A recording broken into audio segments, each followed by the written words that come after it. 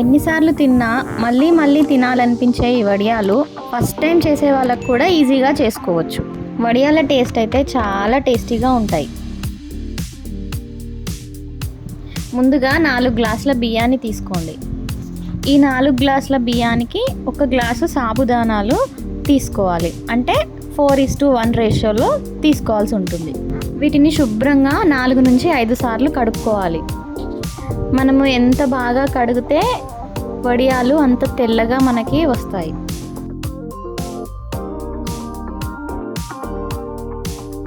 ఈ బియ్యము సాబుదానాలు మునిగేంత వరకు నీళ్లు పోసుకొని రాత్రంతా నానబెట్టుకోవాలి.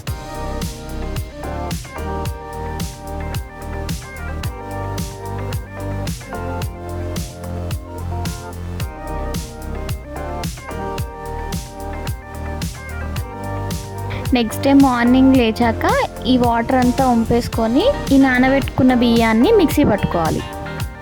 మిక్సీ పట్టేటప్పుడు దోశ పిండిలాగా ఇలా పల్చగా ఉండేలాగా చూసుకోవాలి.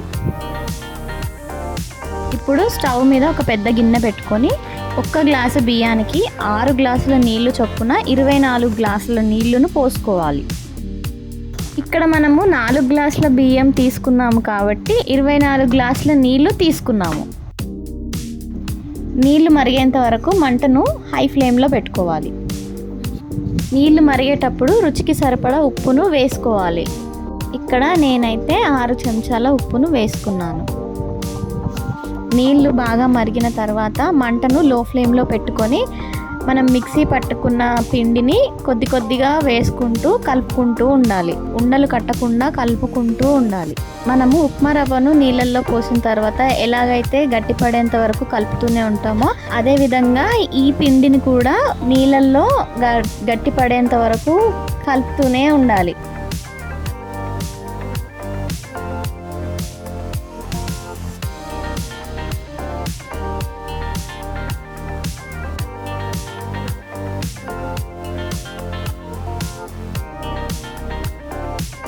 చూసారు కదా పిండి ఎలా గట్టిగా అవుతుందో.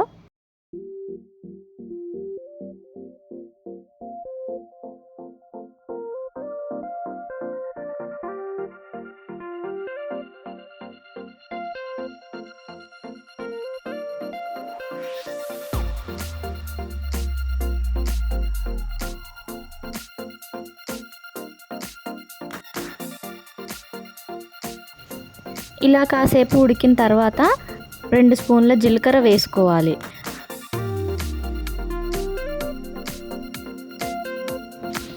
తర్వాత ఓమ 1.5 స్పూను వేసుకోవాలి.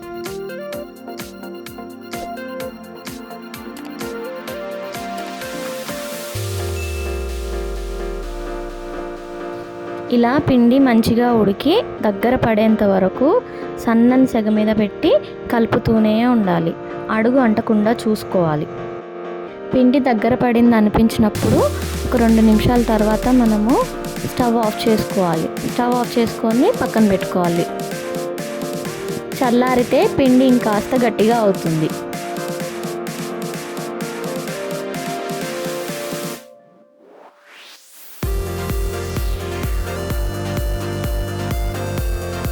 ఇప్పుడు వడియాలు వేయడానికి మురుకుల పీట కానీ ఆయిల్ ప్యాకెట్ కానీ వాడుకోవచ్చు. ఇక్కడ నేను త్వరగా అయిపోతుంది ఈజీగా ఉంటుందని ఆయిల్ ప్యాకెట్ని కట్ చేసి వాడుకుంటున్నాను. ఇక్కడ ఒకటి గుర్తు పెట్టుకోవాల్సింది ఏంటంటే మనం వడియాలు పెట్టిన తర్వాత ఎండలో బాగా ఆరాలి. ఎప్పుడైతే ఎండలో బాగా ఆరుతాయో అప్పుడే మనకి వడియాలు బాగా వస్తాయి.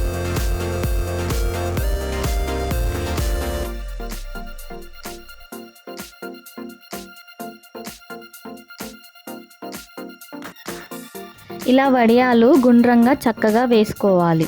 ఇలా గుండ్రంగా ఒకే సైజు ఒకే షేప్లో వేసుకున్నప్పుడు ఏమవుతుందంటే అన్నీ ఒకేసారి ఆరిపోతాయి.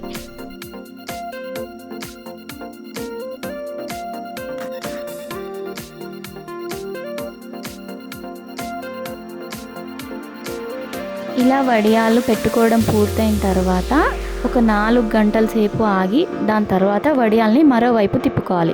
ఇలా చేయడం వల్ల ఏం జరుగుతుందంటే వడియాలు త్వరగా ఆరిపోతాయి. మేమైతే 2 రోజులు ఎండలో బాగా ఎండబెట్టాము. వడియాలు ఎండలో ఎంత బాగా ఎండితే అంత మంచిది. ఇలా ఆరిన వడియాలు మనకి 6 నెలల నుంచి సంవత్సరం వరకు నిలువ ఉంటాయి. చూస్తున్నారు కదా వడియాలు ఎంత బాగా ఎండాయో. ఇలా చేతిలో పట్టుకొని నలిపితే పొడి పొడిగా అవుతాయి. ఇప్పుడు ఈ వడియాలని మనము నూనెలో వేయించుకుంటే ఎలా వస్తాయో చూద్దాం. చూసారు కదా వడియాలు ఎంత బాగా వచ్చాయో. చూసారు కదా వడియాలు బాగా ఎండడం వల్ల ఎంత చక్కగా వచ్చాయో.